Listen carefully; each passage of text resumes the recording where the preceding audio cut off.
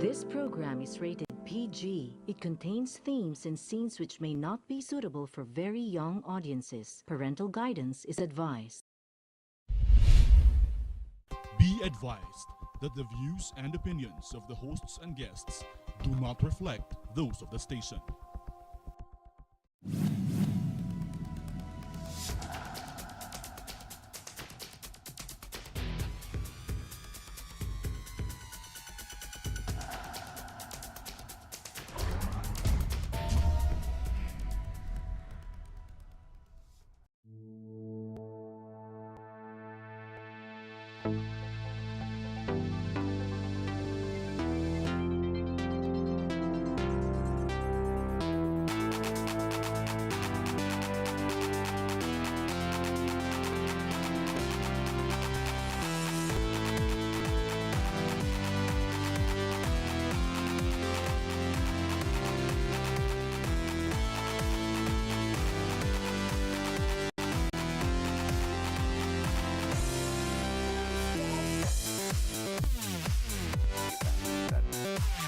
Hello, my name is Harry Tumbuatco. Welcome to our program. What do we know with what the world's going on now? For example, you've got President Trump on his 100th day.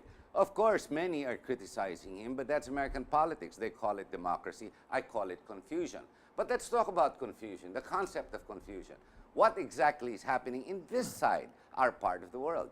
You've got, well, we've got the guy who has a bad haircut every day, and he's sitting right between South Korea and China. And what is he doing? He's threatening the rest of the world, no less America. And as of late, let's see, it's not even Japan alone, it's South Korea. I remember, it's Australia, all the way down under. And we're right in between, either way. How does that help us? How does that make us vulnerable? What do? We've got an issue with no less China. It's called the West Philippine Sea. Then, of course, we have our ally America, who always says they'll come to our aid as soon as we get shot. Are we going to wait?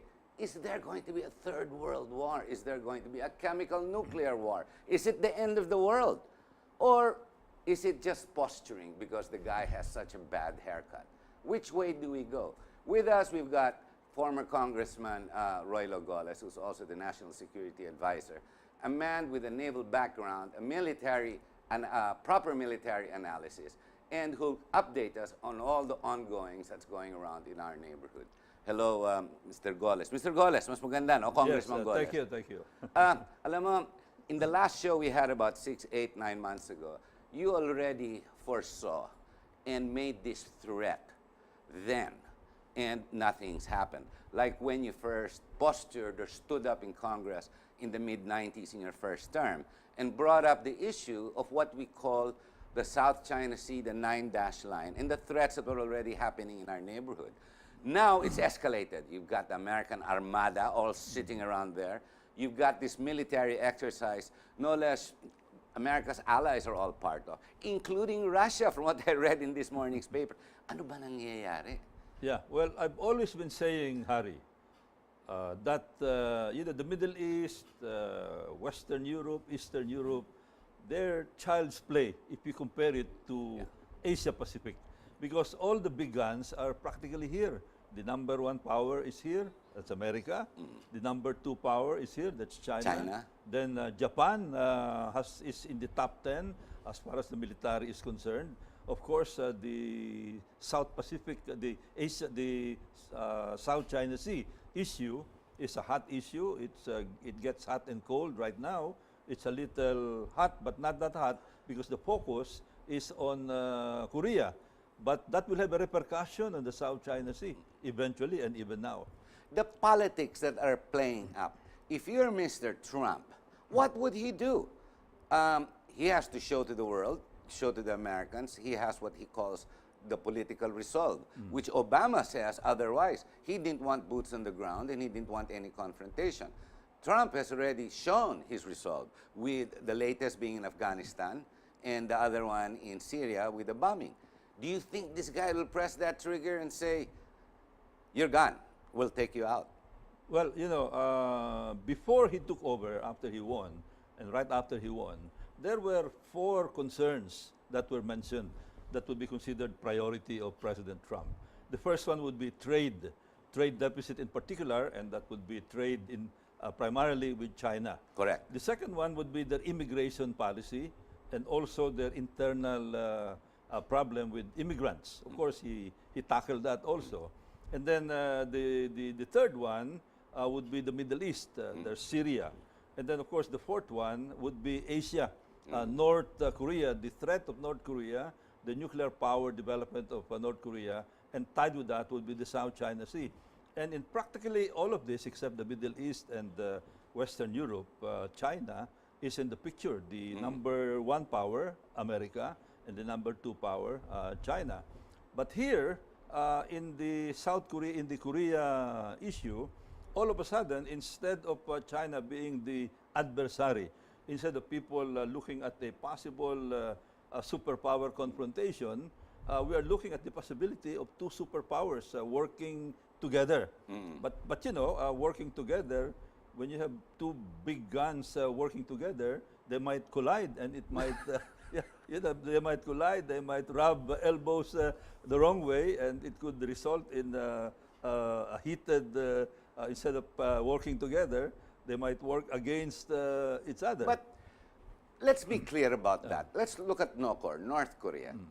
The sanctions that were imposed on North Korea has been sitting there, and the reason they've not been effective is simply because China has allowed it trade, miski papano. And they get all their food, their medicine, their crops, etc. from China. Now, why China does that is obvious. That, well, that way it keeps America, he's got an agitator, he's got a little guy who's going crazy. That sort of keeps America at bay. But now that America is in the neighborhood, is China actually going to stand up to America to keep NOKOR? Hindi naman, di ba? Well, that's the big question mark now, because China is in a dilemma. They have to talk with America because it could ease some of their problems, because they don't want to have a confrontational situation with the U.S. While they are marching towards their dream. You know, the so-called China dream. The China dream of becoming number one by 2049, 100 years after the takeover of Mao Zedong in 1949. So 2049 is the target. And then here we have a country which is very small. The population is about 25 million, only half of the population of South Korea, about 1/4 of our population. The budget is also, their GDP is also quite small, about that much also, about 25 billion dollars, even maybe a little lower, 1/10 of our GDP. But they're causing so much trouble because they're concentrating about 25% of their budget on weapons. Weapons that will give them a nuclear weapon eventually, and weapons that they sell to the world. Recently, there was somewhere in the Middle East, they intercepted a ship that was supposed to be bound for Egypt carrying 30,000 RPGs. So here, galing North Korea. Galing from North Korea. And here we have a country that depends on China by about 75, even 80% of their trade. But in addition to that, they're making money on one, illicit drugs, not shabu, but even fake pharmaceutical products. They're making money out of cybercrime. I understand they're even involved in this Bangladesh heist. So maybe they made a few millions out of that. So they're selling weapons at the same time, and they're surviving. Now, China would like them to survive because China would like a buffer state between South Korea and their border. Because if there will be unification, this is according to analysts, if the two Koreas would unify, and if it would unify, the eventual winner there will be South Korea because they have a much bigger GDP, more than $1 trillion. China is worried that now it will have a pro-US country right on their border instead of North Korea as a buffer. And to them, that's going to be perilous because it may mean that the bases of America will get closer to the Chinese border. Then they won't need the South China Sea. They won't need Scarborough and all others. Well, they still will because a lot of the confrontation will be there in the sea, not just land. Because a land war with China is very difficult. An air-sea battle is more manageable. But you being a analyst, looking at it in the bigger picture, who made the mistake in the last 20 years? Who allowed North Korea to grow? Di ba China?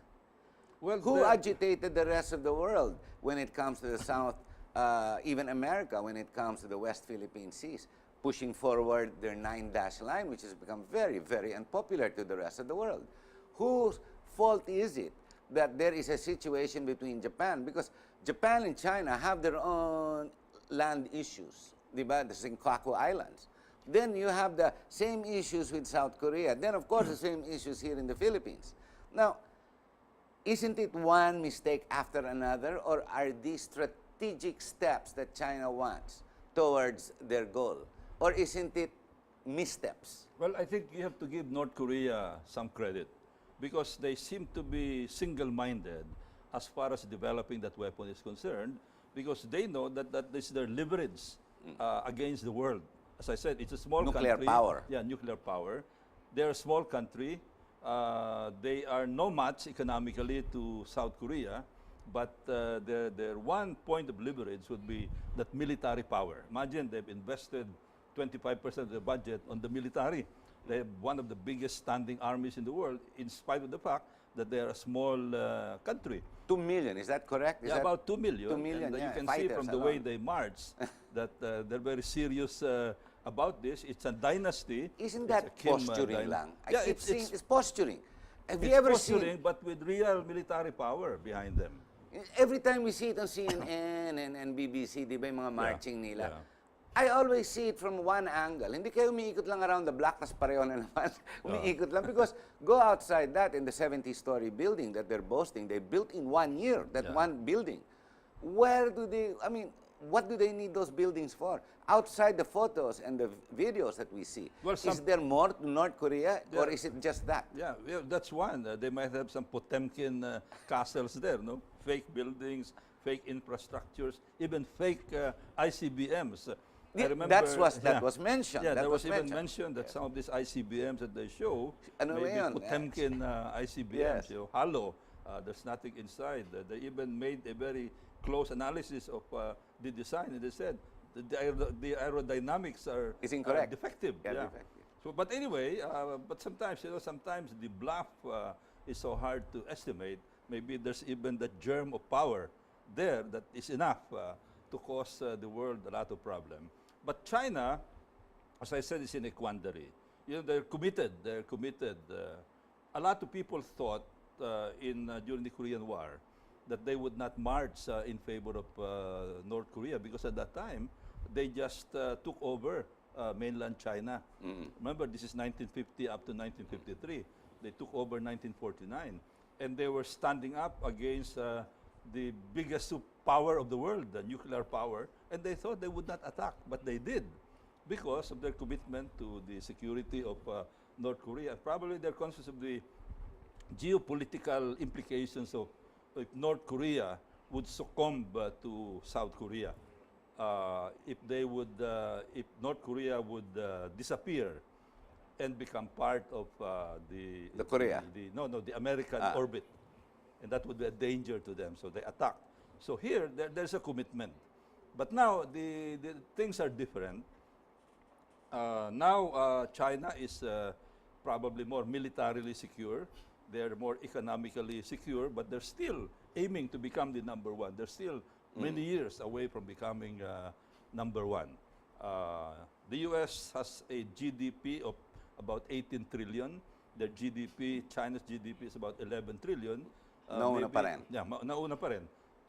Ang kanilang per capita is still very small compared to the per capita of the U.S. And militarily, they're still, some are saying, 20, maybe 30 years behind. But knowing that, Congressman, knowing all of that, isn't it now the best time to strike if you were in America? For America. Yeah, di ba? Yeah, Why yeah. wait? Oo. Now, China, posturing lang eh. Kasi they have more to lose than to gain if this thing doesn't go their way. North Korea is a troublemaker. This guy thinks he's not just a leader. This guy thinks he's a god. Yeah. I mean, we've already seen what he's done. He's an uncontrollable, spoiled brat. And he does not see the rest of the world, and he's too young. Even his age is being lied at. Because I think Early he's only, 30s. oh, it's not even 30 maybe, di ba? And he's been there 3-4 years. And all his moves are, it's the movements of a madman. Now, if you're America, wouldn't you step on the shrimp right now? Well, remember, in this scenario, it's not only the America that's in the picture. America is not the only power. America is not the only country that is threatened. Another country that is being threatened is Japan. Yes. Big country, very powerful country, and very close to North Korea. After South Korea, it's already Japan. And if you look at the history of Japan, they have a history of preemptive attacks. So they're also very worried. Baka sila mauna. baka sila ang mauna dito because if North Korea develops even one weapon, it may be enough to destroy one big city of Japan, and they would not want to be in that situation again. They have the capability to develop nuclear weapons within a few months, within 1 year. They have the technology, they have the plutonium. They have all the materials. From all the materials, from all their nuclear energy use. So they can easily adjust technology, they have the budget, and they're also arming. They're arming because of their confrontation with China, but that those arms can be used for North Korea also. And well, we know that right now they're undergoing an exercise, a naval exercise with the U.S. carrier in the vicinity, and they have several Aegis destroyers. These are destroyers with very good air defense capability.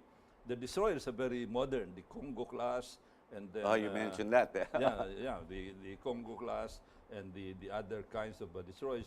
They have this big, they call it helicopter carriers, very big, about 800 feet long, but actually they're convertible also.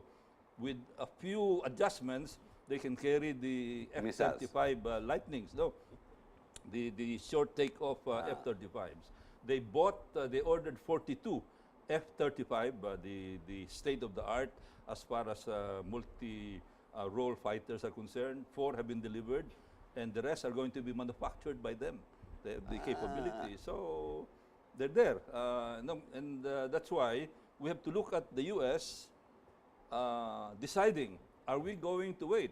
Some people are saying maybe there will be a compromise. Why not allow North Korea to have 20 weapons? This is from an analysis I read, and just keep them at that. But the question is, if they develop 20 nuclear weapons, are they going to stop?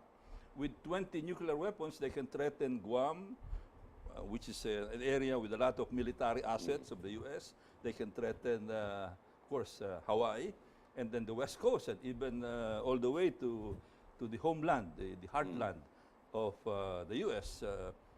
The defense of the U.S. may be very good, but would they want to take that risk? As you said, they might take a preemptive strike. And right now, based on the statement of Secretary Tillerson, and based on the statement of President Trump himself, all cards are on the table. Yes, it's all on the table. Yeah, when you say all cards on the table, that includes preemptive strike. But China is there intervening and making statements, strong statements, to resolve it in a peaceful way.